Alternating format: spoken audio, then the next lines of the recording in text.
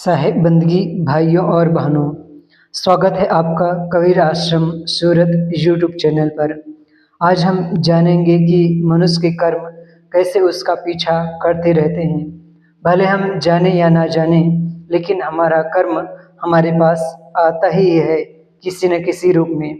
मनुष्य के कर्म ही उसे दुख देते हैं, उसे मार डालते हैं। एक दुकानदार ने अपने मैनेजर को किसी कारणवश एक थप्पड़ जड़ दिया। मैनेजर बेचारा कुछ नहीं कर सकता था, क्योंकि दुकानदार उसका मालिक था। मैनेजर घर गया और जाते ही उसने सारा गुस्सा पत्नी पर उतार दिया। अब पत्नी नाराज हो गई और उसने सारा गुस्सा अपने बड़े बेटे पर उतार दिया। अब बड़े बेटे का बस न माँ पर चले न बाप पर। उसके बगल में उसका छोटा भाई बैठा था। उसने खेल खेल में खींचकर एक थप्पड़ उसे जड़ दिया। अब छोटे भाई के पास घर में कुछ था नहीं जिस पर वह अपना गुस्सा निकाले। वह बाहर गया और बाहर दरवाजे पर एक कुत्ता खड़ा था। उसने एक लात जोर से कुत्ते को मारा। कुत्ता भागा और रास्ते में जाते हुए एक आदमी को काट लिया, और वह आदमी कोई और नहीं बल्कि वही दुकानदार था जिसने अपने मैनेजर को थप्पड़ मारा था। अगर एक गलत थप्पड़ भी किसी को मारा तो कर्म फल भोगना ही पड़ेगा। एक राजा ने अपने 3 सैनिकों को बुलाकर कहा, जाओ आम के बाग से बढ़िया बढ़िया फल एक एक झोला भर कर लाओ। तीनों सैनिक बड़े बड़े थैले लेकर आम के बाग में गए। एक सैनिक पेड़ पर चढ़ गया और मीठे मीठे सुंदर सुंदर फल तोड़ने लगा। दूसरा सैनिक थोड़ा आलसी था और इसलिए उसने पेड़ पर चढ़ने के बजाय पेड़ के नीचे गिरे हुए सड़े गले कच्चे पक्के आमों को उठाकर थैला भर लिया। तीसरा सैनिक एकदम निकम्मा आलसी था और उसने सोचा, क्या राजा साहब थैला खोलकर देखेंगे कि थैले में क्या भरा है? वे तो देखेंगे कि थैला भरा है, तो फिर फालतू मेहनत क्यों करूं? और उसने घास फूस पत्तियों से थैला भर लिया। तीनों सैनिक राजा साहब के सामने पहुंचे तो सचमुच राजा साहब ने उन थैलों को नहीं देखा और कहा, तुम तीनों को 1 महीने के लिए कारावास की सजा दी जाती है, और तुम जो अपने साथ थैले में लाए हो वही तुम्हारा 1 महीने का भोजन है। तुम्हें खाने के लिए अलग से कुछ नहीं दिया जाएगा। और तीनों को कारावास में बंद कर दिया गया। सोचो क्या हुआ होगा उन तीनों के साथ। पहला सैनिक, जिसने बड़ी मेहनत से सुंदर सुंदर आम के फलों को तोड़ा था, वह 1 महीने में उन आमों को खा पीकर मोटा ताजा हो गया। दूसरा सैनिक, जिसने सड़े गले कच्चे पक्के आमों से थैला भरा था, वह 1 महीने में सूख कर काटा हो गया, मरा भर नहीं। तीसरा सैनिक, जिसने घास फूस से थैला भरा था, वह मर गया। उस तीसरे सैनिक को किसने मार डाला? उसके कर्म ही उसे मार डाले। गुजरात की एक सच्ची घटना है। 1979 ईस्वी की। मोरवी एक जगह है, उसके आसपास एक विशाल डैम है जिसे मच्छू डैम कहते हैं।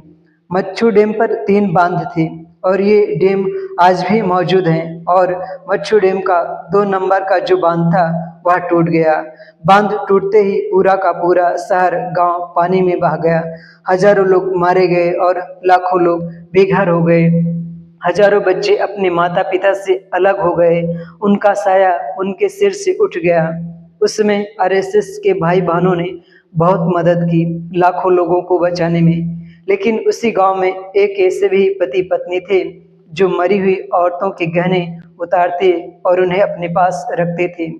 समय बीता और वह दाम्पत्य परिवार वहां से हटकर भुज चला गया और वहां जाकर उन्हीं गहनों को बेचकर जमीन खरीदी और आलीशान भवन बनाया और अपने 10 साल के इकलौते बेटे के साथ आराम का जीवन जीने लगा। एक दिन उसने अपने बेटे की धूमधाम से शादी की। बहू आ गई घर में। समय से वे दोनों दादा दादी भी बन गए। समय करवट बदलता है और तारीख आ गई 2001, जब कच्छ भुज में विशालकाय भूकंप आया। उस समय वह व्यक्ति सुबह सुबह ही अपने पोते पोती को स्कूल छोड़ने गया था और उस दिन था गणतंत्र दिवस। उसने अपने पोते पोती को स्कूल से छोड़कर निकला ही था कि उसी समय भूकंप आ गया और उसके सामने ही देखते उसके पोते पोती स्कूल की बिल्डिंग में दब गए। वह भी मरते मरते बचा, लेकिन आखिर बच गया।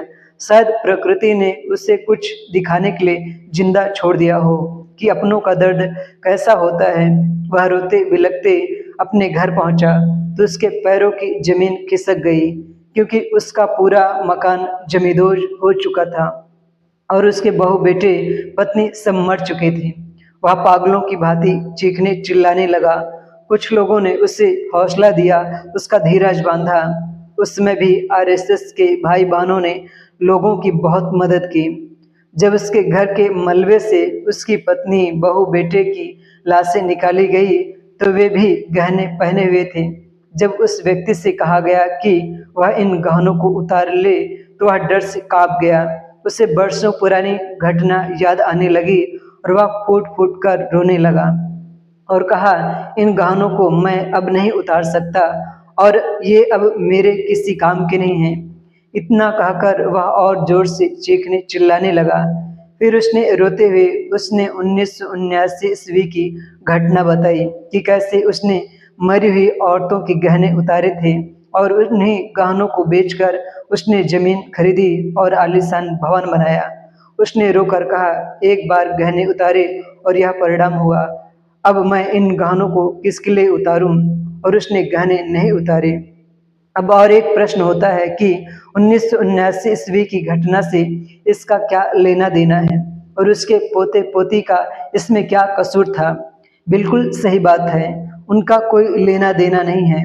लेकिन थोड़ा सोचे, उस पति पत्नी के साथ उसका 10 बरस का बेटा भी तो उन मरी हुई औरतों के गहने निकालने में सहयोग करता था और उसी के ये दोनों बच्चे थे। और आखिर उनके पास जो पैसे थे, धन दौलत थी, उसे कहाँ से मिली थी? उन्हें 1979 ईस्वी में मरी हुई औरतों के गहने के पैसे थे और उसी पैसे से उसका पूरा परिवार फल फूल रहा था। और वह व्यक्ति स्वयं महसूस कर रहा था कि उन्हीं मरी हुई औरतों की बद्दुआएं उसे लगी है। उसका ही कर्म आज उसे रुला रहा था। अमेरिका देश की एक सच्ची घटना है। 1893 में हेनरी नाम का एक लड़का अपनी प्रेमिका के साथ रहता था और एक दिन हेनरी ने उसे धोखा दे दिया। और जब वह लड़की अपने घर गई तो उसने अपने भाई को अपनी आप बीती बताई। उसके भाई को बहुत गुस्सा आया और उसने रिवॉल्वर उठाई और हेनरी के घर गया और हेनरी को शूट कर दिया। हेनरी को जैसे ही शूट किया वह गिर गया और वह गोली उसके कानों को छूते हुए पीछे एक पेड़ था उसमें जाकर धंस गई। उस लड़की के भाई को लगा कि हेनरी मर गया और उसने खुद को शूट कर लिया। उसकी बहन को पता चला तो उसने भी अपने आप को शूट कर लिया। भाई भी गुजर गया और बहन भी।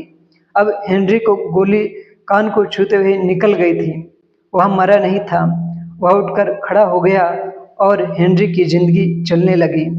इस घटना को हुए 20 साल बीत गए। 1913 में हेनरी अपने घर का निर्माण कर रहा था और उसे लकड़ी की जरूरत पड़ी तो उसने सोचा, दूर कहाँ जाऊं, इसी पेड़ को काट लेता हूं। और वह गोली उसी पेड़ में धंसी हुई है। उसने सोचा, पेड़ कैसे काटूं, और उसने डायनामाइट लगाकर पेड़ को उड़ा दिया। और जैसे ही डायनामाइट ब्लास्ट हुआ, गोली उड़ी और सीधे हेनरी के माथे पर लगी और हेनरी की वहीं पर मौत हो गई। तो अपना कर्म आज नहीं तो कल भोगना ही पड़ता है। इस घटना से हमें यह सीख मिलती है कि हमारे द्वारा जो भी कर्म हो वह पवित्र कर्म हो, ताकि परिणाम हमेशा अच्छे ही आए।